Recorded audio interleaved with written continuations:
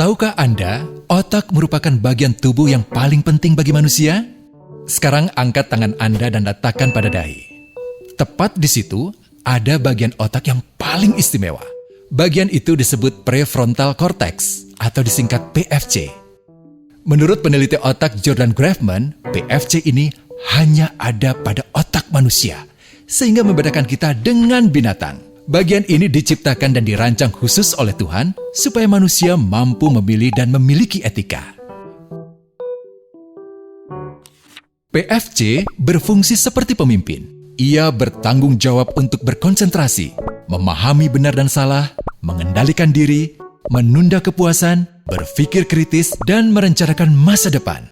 PFC adalah pusat pertimbangan dan pengambilan keputusan. PFC inilah yang membentuk kepribadian dan perilaku sosial. Sayangnya, PFC adalah bagian otak yang paling mudah mengalami kerusakan. Jika PFC rusak, maka kepribadian orang bisa berubah. Rusaknya PFC bisa disebabkan oleh benturan fisik, bisa juga oleh zat kimia, seperti narkotika, psikotropika, dan zat adiktif atau nafsa. Dan ternyata penyebab paling merusak juga pornografi, yang disebut narkolema, narkotika lewat mata. Bagaimana pornografi mempengaruhi otak dan pikiran kita? Adi, remaja 12 tahun, melihat gambar di TV yang menjurus ke porno. Awalnya, ia merasa kaget dan jijik. Ini karena sistem limbik di otak Adi menjadi aktif. Sistem limbik mengatur emosi juga keinginan makan, minum, dan berhubungan seksual. Sistem limbik ini kemudian mengaktifkan zat kimia otak bernama dopamin. Dopamin memberi rasa senang, penasaran, sekaligus kecanduan. Zat ini juga aktif jika orang mengkonsumsi nafsa. Oleh karena itu, sifat candu pornografi sama dengan sifat candu nafsa. Otak akan mengingat apa yang membuat Adi senang dan bagaimana ia memperolehnya. Jika Adi mendapatkan pembinaan akhlak, etika yang baik, dan patuh pada norma sosial, dorongan melihat pornografi, meskipun menyenangkan, akan ia abaikan. Namun karena hal itu tidak ada pada diri Adi, ketika ia sedang merasa bosan dan ingin mencari kesenangan, otak akan mendorongnya agar melihat pornografi lagi. Namun lama-lama, Adi bosan melihat jenis gambar yang sama dan butuh yang lebih porno untuk memicu rasa senang. Sekarang, dengan internet, pornografi menjadi jauh lebih mudah didapat. Pertama, Adi membuka internet dan tidak sengaja melihat gambar yang menjurus ke porno. Berikutnya, ia sengaja membuka lagi untuk melihat yang lebih porno. Awalnya melihat yang sedikit terbuka, lama-lama semuanya terbuka. Awalnya melihat 1 menit, lama-lama 1 jam. Adi mengalami kecanduan pornografi. Bagaimana kerusakan PFC akibat kecanduan pornografi?